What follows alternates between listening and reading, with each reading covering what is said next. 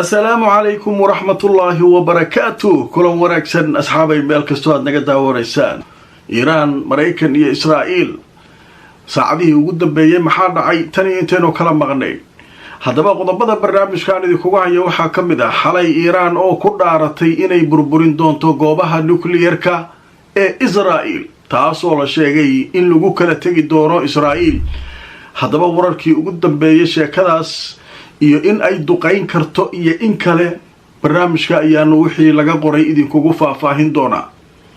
waxa soo kale barnaamijkan idinkugu haya Trump oo la sheegay inuu ku guuleystay kulankii codka loo qaadayay xalay aqalka odayaasha dalka Mareykanka iyadoo la doonayay mooshin lagu joojinayo faragelinta uu meel walba ku sameeynayo iyo duqaymaha Iran uu ku sameeyay iyo weerarada uu iska qaaday laakiin sidoo ku adkaaday barnaamijka ayaan iyana ku faahfaahin doonaa waxa soo kale aanu barnaamijka idinkugu haynaa duuliye ka tirsan diyaaradihii weeraray Iran oo faahfaahin ka bixiyay sida uu u badbaaday markii diyaaradiisii ay soo weerareen gantaalaha Iran waa duuliye Israa'iili ah hay-adda wararka Israa'iil oo arika iyana ka hadashay oo duuliyaha warkiisa keentay barnaamijkan idinkugu haya وعسوا كله برنامج كان يكون فاهين دونا ساكي 10 كي أي بحنيين عيدا كإلالة كعان كإيران ورر حيسله أي شيئين إني ساعده لصورنا في أي مركا سميين هولقلدي أي سميين حزب الله ينا 10 كودي يوحي أي ساكي شركة جرائد وقتنا قلين ينواني دين هيا qaybaha dambana waxaan ku soo gudbin doonaa sida caadada noo ahayd wararka soo dhaca tan iyo inta aynu barnaamijkan faaqidayno aanu ku jirno ugu horeyn waxaan ku bilaabayaa Iran oo ku hanjabtay inay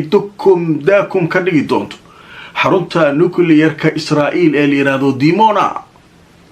warweyn way Iran waxay tiri hadaan wax yar nuclearkeena meelaha uu yaalo aad duqaynaysaan shucaac yar ka dareeno annaguna waxaan garaacayna nuclearkiina dadku dhan suna u dhinteen gobolka adikeedii taala annaga haddii aan wax yar dareeno kiina waa nagta ka saarayna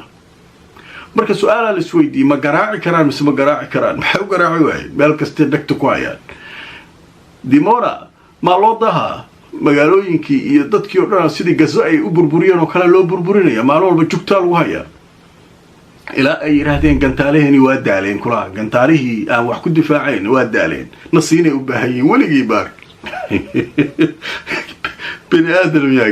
gantaalka waa bini'aadana waa yaabaysaa nimanka waxay sheegayaan haddaba marka aan idin tuso Al Jazeera oo saakay warbixin xasaasiya ka qortay sheekada waxay leedahay mas'uul sare oo ka tirsan militariga Iran ayaa wacd ku maray in ay Iran garaaci doonto goobaha nuclearka Dimona ee Israa'iil ay leedahay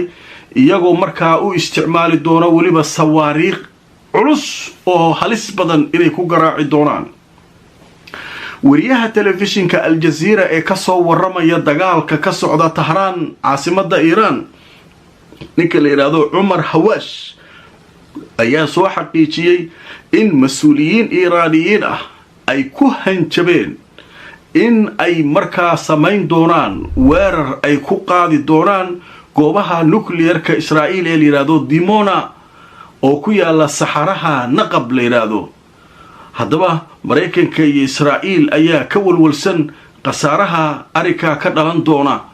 haddii waxay ku hanjabtay Iran goobaheeda nuclearka ah ay dhibaato soo gaarto dadkeeduna ay ku sumoobaan in gobolka oo dhan sun loo wada dhiban doono warkaas timalu yaala qaniya kaafuj soo maqli jirin shakadii waad Iran waxay leedahay nuclearka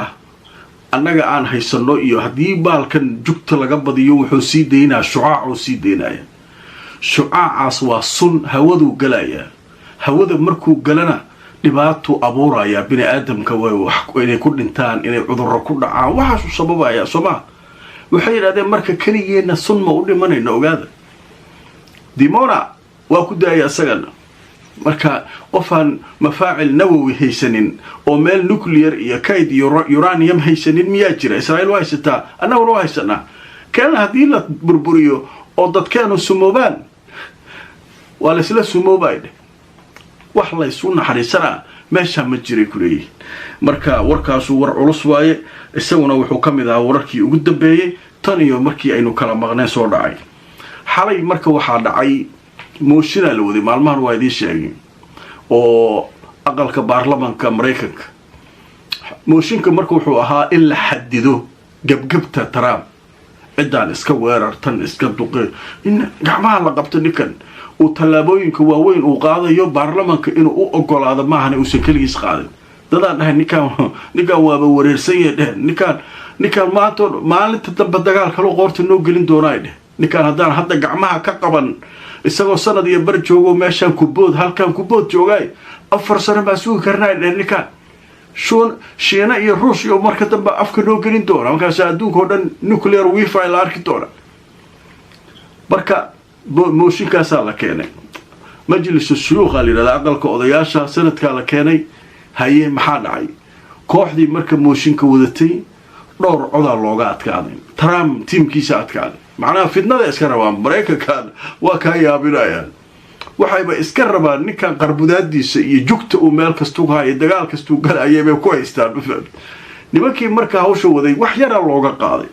marka aanay tusoo wararkii ugu dambeeyay xalay arikaas ayaa ka dhacay baarlamaanka hadaba aqalka sanadka Mareykanka ee baarlamaanka ayaa diiday in maartay xayiraad lagu sameeyo awoodaha Trump ee dagaalka hadaba kuwii Trump taageerayay waxay keensadeen 53 cod ay keensadeen halka kuwii Trump in la xadido oo gacmaha la qabto iyagana rabay ay la yimaadeen 47 marka 53 iyo 47 lagu kala adkaaday Trump kooxiisa adkaatay 6 cod ay ku adkaadeen marka hawshaas Trump waxa leeyahay way sii dhiirigelinaysaa oo hadda lugta furan wuxuu rabo iska sameeyaa marka ayaga u taala Mareykanka beelu kala dhacaba ayaga u taala qodobka isaguna halkaasaan kaga gudbaynaa qodob kale oo aad u xiiso badan baa saaki Al Jazeera qortay oo isaguna aad muhiim u ah hay'adda wararka u faafisa Israa'iil waa hay'adda wararka weyn Israa'iil ayaa waxay heshay xog ku saabsan inay gantaalaha Iiraan halis badan yihiin difaaca cirka inkastoo warbaahinta reer galbeedka arkay kuwa Mareykanka iyo kuwan waxay qorayaan Iiraan waa tabar beeshay Iiraan gantaalihii meelihii ay ka soo ridaysay meeshan propaganda horta la isku baabiina laakiin iyagii haddana isoo ka shifay saakay maxay leeyihiin waxa dirqi ku badbaaday xalay diyaarad Israa'iil ay leedahay oo marka waxay leeyihiin Israa'iiliintii oo aaway hadii aan ka adkaanay difaacooda cirka baabi'inay maxay yihiin marka difaacan cirka sheeka marka wax marka waxyaabaha qaar waxyaabo wada wifi jira warar oo iska socda nin walba ninka kale iska dhici lagu hayaa laakiin xogta muhiimka ah marka ay qoladan wax laga sheegay islaamiyadooda ay ka hadlaan xogtaas marka waa sax hadaba marka aan tuso telefishinka Al Jazeera wuxuu soo xiganayaa hay'adda wararka u faafisa Israa'iil ee hay'adda weyn wuxuu leeyahay hay'addu waxay tiriyo leeyahay Al Jazeera leedahay Iiraan waxay adeegsatay gantaal dhulka laga ganay oo hawada loo ganay diyaarad dagaal oo Israa'iil ay leedahay ayaa lagu ganay duuliyihii wuxuu sheegay inuu ka badbaaday dhaawac inuu ka badbaaday diyaaradii xagee ku dambeysay marka faafaahin ma laga duuliyihii wuxuu yiri dhaawacan ka badbaaday goorba diyaaradii waa dhacdaa u baleynaa wuxuu baarshuudkii ku booday marka waxay leeyihiin wuxuu ka badbaaday dhaawac marka dhaawacaas waxa leeyahay ma diyaaradda dhaawac asaga mu iska wadaa ma diyaaraddu ka wadaa lama yaqaan laakiin warka waxa soo tabinaysa Israa'iil hay'adeeda wararka u qaabilsan ayaa soo tabinaysa qodobka isaguna wararka cusub ku jira fayl noo galiyay meesha caadi ma aha waxa noo dhiman waliba 10kii subaxnimo ee ciidanka ilaalada kacaanka iyo kii Xisbullah waa noo dhiman yihiin hadaba ma war kale galayna hadana cusub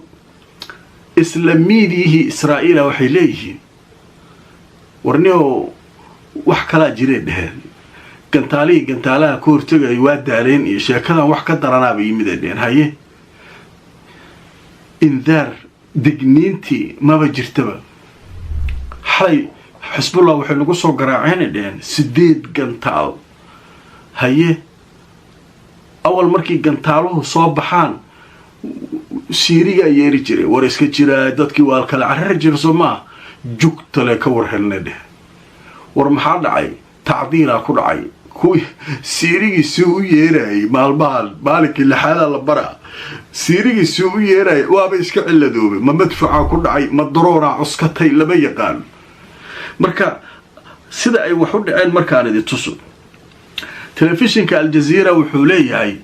sawaariiqda Lubnaan laga soo tuuray xalay waxba digniin iyadoon la bixinin ayay soo dhaceen waliba waxaa sheegay leedahay Al Jazeera kanaalka 12 Israa'iiliyiinta ay leeyihiin telefishinkooda 12 ayaa xogtan sii daayay wuxuu sheegay 8 gantaal in laga soo riday Lubnaan markaa kadibna aysan wax digniina ka soo hormarin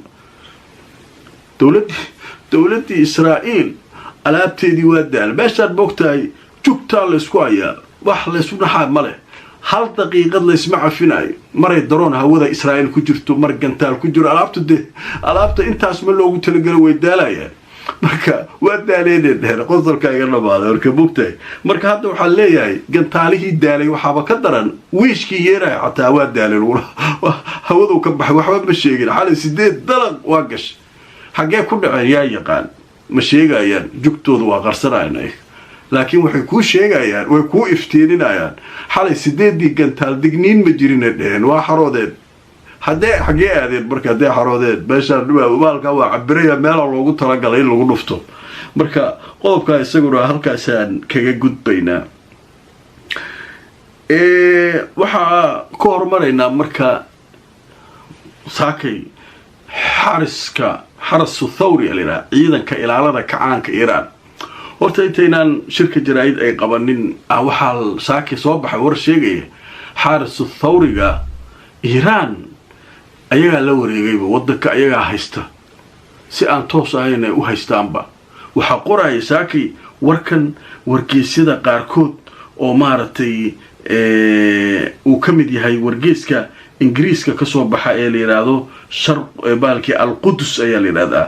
oo warbixino muhiim ah soo helay hadaba marka hadaa idin tuso waxa leeyahay warbixino laga helay Iiraan waxay sheegayaan ciidanka ilaalada kacaanka Iiraan inay la wareegeen zimaam al-umur waxa la yiraahdaa awoodii wadanka inta dagaalka lagu jiro ayaga awoodda iska leh nimanka oo suuxii aan riboorkooda sugayno wadanka ayagaaba haystaba waa loo fasax nin kasta sarkaal kasta asaga xukumaa leeyahay wadanka waana niman kacaanka islaamiga daacad waa nimankaas markii horeaba askarnimada lagu xulaa inay xarooyaal diimeed shiica ay ka soo baxeen oo masaajidooda iyo meelahooda ka soo baxaan lagu xulaa nimanka madaxda waa xataa niman wadaadadooda waay marka nimanka marka iyaga maamulaa la leeyahay marka saasoo important ugu yahay Al Jazeera anagana aan idinku soo gudbinaa ciidanka ilaalada kacaanka Iiraan wax ka daba hadli kara male meeshii rabaan jugta ka gelinayaan hadaba saakay marka warkii subaxnimo ayaan galaynaa oo Al Jazeera ay soo koobayso shirkoodii jaraa'id ciidanka ilaalada kacaanka Iiraan hadaba telefishinka Al Jazeera wuxuu leeyahay bayaankii saakay ay soo saareen ciidanka ilaalada kacaanka Iiraan waxa ugu muhiimsanaa 4 qodob ugu muhiimsaneed ee leedahay qodobka koobaad waxay sheegeen inay garaaceen xalay wasaaradda gaashaandhigga sahnuuniyadda iyo eraboorka Tel Aviv ku yaala ee yiraahdo Ben Gurion iyagoo isticmaalay sawaariiqda codkooda ka dheereeya iyo diyaarado daroon ah qodobka labaad ee saakay ciidanka ilaalada kacaanka Iiraan ay ka hadleen waxay ahayd inay burburiyeen 7 raadaar oo gantaalaha difaaca ah waxaana ay sheegeen in hadda indhaha la tiray Mareykanka iyo Israa'iil ku sugan gobolka macnaha wixii wax u sheegi lahaa indhaha la tiray leeyahay waa la baabi'iyay gantaalihii raadaaradii sheegi lahaa gantaalka qodobka saddexaad ee saakay ay ka hadleen oo ay qabteen saacadihii la soo dhaafay ciidanka ilaalada kacaanka Iiraan waxay leeyihiin weeraradeena cadawga waxa ay noqon doonaan kuwa ka culus kuwa hadda aan samayno maalmaha soo socda gudahood. macnaha qodobkan saddexaad waxay leeyihiin waa sii adkayn doonaa weerar kuwan ka culusaa samaynaynaa. midda afaraad ciidanka ilaalada kacaanka Iiraan waxay sheegeen in markaa goobaha xoogga ay ku haysato Israa'iil ay markaasi ka jiraan qaylada iyo dhawaqa mar walba gantaalaha markaa ridno cabaadkooda baxaya. sawaariiqdeena aanu ku argoosanayno cadawga kaga argoosanayno. marka meesha mar walba buuqa ka jira, qayla ka jirta, sawaxana ka jira, iska jira ay lagu hayaa. marka warbixinadaas marka saakay shirkooda jiraa'id afarta qodob ayaa marka ugu muhiimsanaa.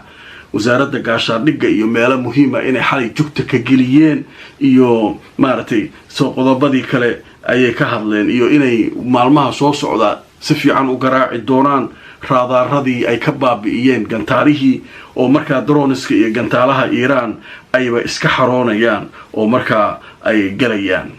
waaya marka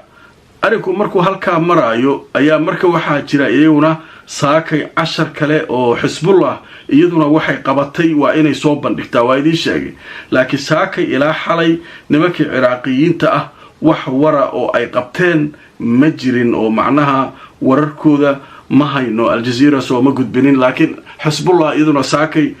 3 warbixinood ayay shirkooda jaraa'id kaga hadleen. haddaba marka aan u gudubno Xisbullah waxay iyaguna saakay shirkooda jaraa'id ku sheegeen inay bartilmaameedsadeen diyaarado iyagoo isticmaalaya diyaarado daroon ah goob warshad militarigu ay leeyihiin oo ku taala deegaanka la yiraahdo Backa. haddaba waxay sheegeen in warshadahaasi ay iska lahayd shirkadda hubka samaysa Israa'iil ee Rafael shirkadda la yiraahdo waa shirkadda gantaalahan difaaca iyo waxaas iyo samaysa goobtooda ayaanu weerarnay yiraahdeen. Xisbullah waxay sidoo kale sheegeen saacadihii la soo dhaafay shaqadii ay qabteen inay ku jirtay duqeyn ay duqeeyeen saldhigga la yiraahdo Tal Hashomir oo ku yaala koonfur bari Tel Aviv. haddaba waxay sidoo kale ay weerar ku qaadeen meel kale oo muhiim ah oo ku taala Haifa iyagoo isticmaalay sawaariiq nooc khatar ah ayaanu ku garaacneen dheheen. warka saddexaad ee Xisbullah warkoodii ku jiray saakay muhiimka ahaa oo Al-Jazeera ay noo soo koobayso waxay leeyihiin cadawga waxaa lagu qasbay waa Israa'iiliyiinta inay ka baxaan oo ay hubkooda kala cararaan iyo taangiyadooda. kadib maxay ula cararayaan? waxay ka carareen deegaanka la yiraahdo Talatul Hamamis oo ku dhaala xuduudka Lubnaan Israa'iil u dhaxaya. waxayna u carareen kadib markii ay isfarasaareen dagaalyahankooda Xisbullah ay isku farasaareen halkaas. waa naga carareen yiraahdeen. waa tii shalay taangiye laga gubay xalay aan ogeyn wararkii ugu dambeeyay in dagaal ku socday. hadda saaki waxay leeyihiin way carareen way ka carareen meeshii buurteed ay saarnaayeen waa laga ayrsaday saasay leeyihiin. marka wararkaasu Al-Jazeera noo soo ururisa xilli kasta anna waan idin la wadaagaa. waa wararka awlaada iyo Iiraan ay soo tabiyaan. saaka waxa soo kala jiray isaguna war uu soo saaray afhayeenka ciidanka Israa'iil. isaguna wuxuu sheegay inay dagaalka guulo ka gaareen oo ay burburiyeen gantaalaha Iiraan meelihii laga soo ridayay. maaragtay hawlahaasaan qabanay haddana waxaynu beegsan doonaa oo yiri goobaha masaanicda ama warshadaha ayaynu weerari doonaa u dhahay. macnaha waa warshadoodii Rafael shirkadda le gantaalaha samaysa warshadii la duqeeysoba iyaguna waxay leeyihiin warshadahaas duqeynayaan kan. marka iyaguna shirka jaraa'id ay qabteen. haddaba wararkaas waxay ahaayeen kuwii ugu waaweynaa ee soo kordhay intii aynu kala maqnayn. laakiin waxaa jira inta aan ku jirno barnaamijka warar cusub oo soo dhacay iyaguna kuwaas ayaanu hadda galaynaa xayeysiinta kadib. qaybtan sida caadada ah warar goosgoosa inta aan ku jirnay wixii soo dhacay ayaan idiin dulmarayaa. haddaba qaybta wararka degdega telefishinka Al-Jazeera ayaa intaan barnaamijka ku jirnay waxa uu soo saaray war uu leeyahay taliska dhexe ee ciidamada Mareykanka ayaa saakay war soo saaray. waxay sheegeen inay cunaqabateeyeen oo ay hareereeyeen sida ay leeyihiin إيران دينا عبادة إني كعونا قبطيين ومعناها وح مركبو إيران كبحية وح مركبو إيران سوقلية إنا نجرين سو كلا تلسكو وحي شيغين كوح كترسن مراكيبتا دياردها حنبارة أيا وحا لشيغي إن مراكيبتي دياردها حنبارة مريكنكا أيا وحا لشيغي إني كسو فيدين إلى بحر المتوسط أما بدا ميديترينيانك markabkii weynaa ee la dhahayay Gerald Ford ayaa isaguna halka ka hareereeyay marka wax bixi kara male dhanka kale ciidamadeenu waxay isticmaaleen dhaheen markan maraakiibta diyaaradaha xambaara iyagoo markaasi hareereynaya badda Iran si aan wax soo galaya Iran iyo wax ka baxaya dhinaca badda aan loo arkin wararka kale ee soo kordhay waxa kamid ah war hadda soo dhacay isaguna wuxuu sheegayaa dufcad cusub oo sawaariiq Iran ka timid oo ilaa xalay ilaa saakay tii saddexaad ah in ay ku socoto bartamaha Israa'iil wariyaha telefishinka Al Jazeera ayaa soo sheegaya sawaariiqdaas inay yihiin kuwii saddexaad oo ilaa saakay oo istaba socda oo Israa'iil lagu weeraray haddaba war kale oo isna muhiim ah ayaa soo dhacaya waxa leeyahay difaaca cirka Iran ayaa sheegay in ay iska caabiyeen weeraro lagu soo qaaday bariga magaalada Tehran oo markaa diyaarado halka soo weeraray ay iska caabiyeen ugu dambeyntii ra'iisul wasaaraha Canada ayaa isagu sheegay in ay suuragal tahay inay ka qayb qaataan dagaalka military ee hadda socda maxaa gelinaya Canada ayadana weerarkaas ninkii dhahay shalay waa qabsana Canada ayaa hadda waxay leeyihiin waa suuragal dagaalka inaan galno macnaha inay Mareykan la saftaan Mareykan shalay maxaa Trump Canada dhanaan qaadana ulaa marka sheeko waaliya marka beeshaas ka socota haddaba marka wararkaas waxay ahayn kuwii ugu waaweynaa ku xirnaa mar walba barnaamijyada xaqaa'iqa ku salaysan inagoo mar walba idin la wadaagna wararka iyo mawduucyada aan idin soo gudbino halka ay ka yimaadeen ama idaacadihii qoray ama telefishinadii waaweynaa ayaan idin soo gudbinaa like garay oo share garay barnaamijka haddaad nagu cusub tahay si aad noogu soo biirto barnaamijyadana aad u hesho subscribe ka samayso YouTube-ka Facebook-gana follow garayso inta aan mar kale kulmayno nabadgelyo